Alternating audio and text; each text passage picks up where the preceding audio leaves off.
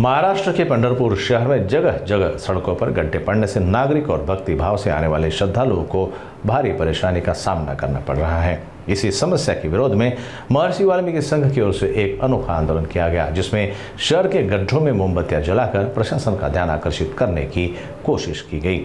संघ के संस्थापक अध्यक्ष गणेश अंकुश राव ने कहा कि पंढरपुर की सड़कों की हालत बेहद खराब हो चुकी है और मानसून में यह समस्या और गंभीर हो जाती है, लेकिन नगर परिषद और लोक निर्माण विभाग इस और बिल्कुल भी ध्यान नहीं दे रहे हैं। उन्होंने चेतावनी दी कि यदि जल्द से जल्द इन गड्ढों की मरम्मत नहीं की गई तो संघ लोकतांत्रिक तरीके से तीव्र आंदोलन करेगा। आंदोलन के दौरान कार्यकर्ताओं ने ये गड्ढे भरने ही चाहिए जैसे नारे लगाते हुए प्रशासन के खिलाफ रोष व्यक्त किया।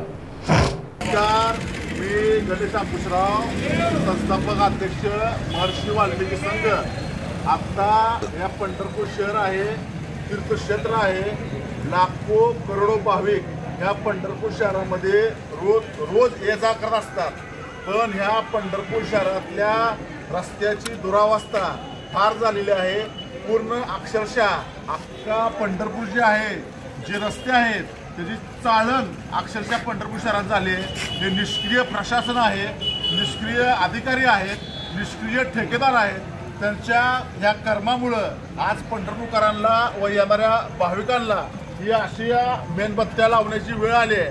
कारण पाणी साठले, खड्डा पडलेला आहे, भाविकाला येणाऱ्या नागरिकाला खड्डा दिसत नाही। म्हणून आम्ही आमच्या सगळ्या ह्या मित्र कंपनीच्या वतीनं, समूहाच्या वतीनं आम्ही मेणबत्ती लावून शासनाचा प्रतिकात्मक निषेध केलेला आहे।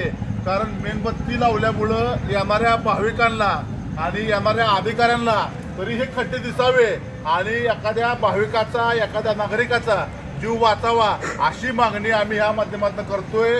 येणाऱ्या काळामध्ये पंढरपूर नगरपालिकेनं, प्रशासनानं, सार्वजनिक बांधकाम विभागानं याची गंभीर दखल नाही घेतली तर लोकशाही मार्गानं आम्ही विविध प्रकारचे आंदोलन करू। जय हिंद, जय वाल्मीकि, जय राघोजी, जय आदिवासी।